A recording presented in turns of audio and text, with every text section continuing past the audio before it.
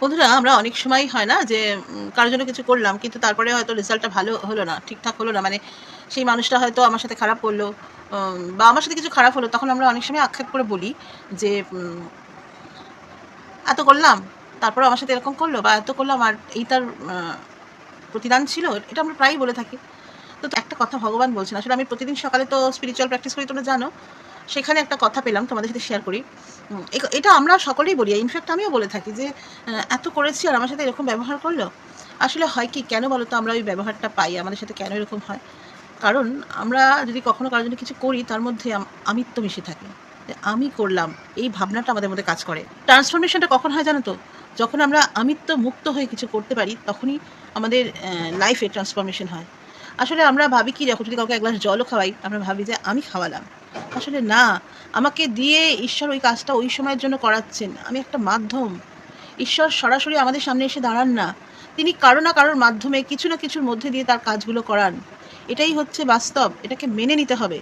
আর এটা আমরা মানতে পারি না বলেই আমরা ঈশ্বরকে বলি তো আমরা ভগবানকে পুজো করি, ঠাকুর পুজো করি, কিন্তু আসল বিষয়টা আমরা বুঝি না, আসল বিষয়টাকে আমরা মানতেই চাই না।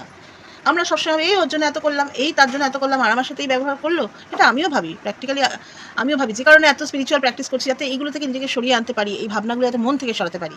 এই যে একটা সময় দুস্থ মানুষদের জন্য কিছু করার সুযোগ পেয়েছিলাম, এই যে বলছি আমি দেখো অভ্যাসবশত এখনো বলে ফেলছি যে আমি করেছি।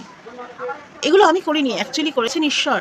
আমাকে দিয়ে, আমাকে মাধ্যম রেখে কাজটা করিয়েছেন। তাহলে কিসের আমার এত অহংকার? কেন কথায় কথায় মানুষকে ছোট করি?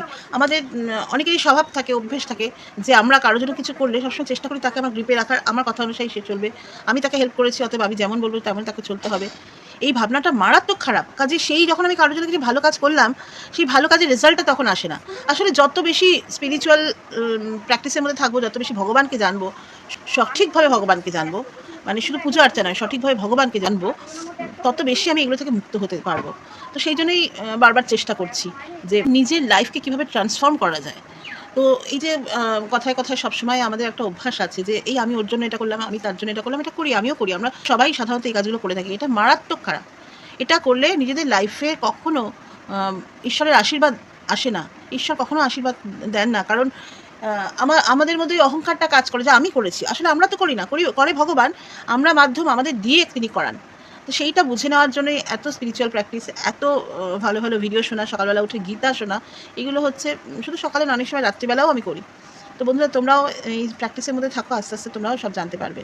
ভিডিওটা কেমন লাগলো অবশ্যই কমেন্ট করে জানিও। ভালো লাগলে ভিডিওটা কী করতে হবে তোমরাই জানো।